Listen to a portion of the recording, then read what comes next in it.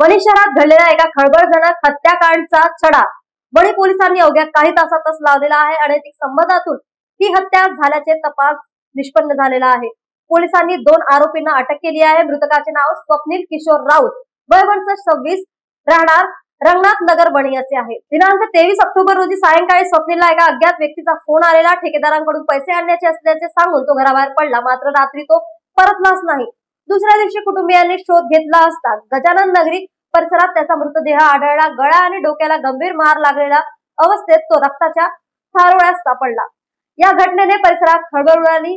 या प्रकरणी मृतकाचा भाऊ चेतन राऊत यांनी वणी पोलीस ठाण्यात फिर्याद दर्ज केली।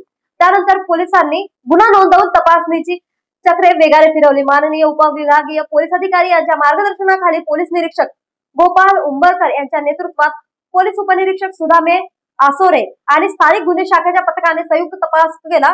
सीसीटीव्ही फुटेज आणि तांत्रिक तपासाच्या आधारे मृतकाच्या शेवटच्या हालचालीचा मागोवा घेण्यात आला। तपासात असे दिसून आले की 23 ऑक्टोबर रोजी दुपारी स्वप्नील 2 व्यक्तींसोबत लाल रंगाच्या दुचाकीवरून जाताना दिसला होता। यावरून पोलिसांनी त्या दिशेने तपास सुरू केला आणि संशयिताची ओळख पटवली।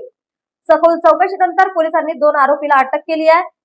सुमेश रमेश टेकाम आणि सौरभ मारुती आत्रम, दोघेही राहणार बडजापूर, तालुका वणी। चौकशीत त्यांनी अनैतिक संबंधातून ही हत्या केल्याची कबुली दिली आहे।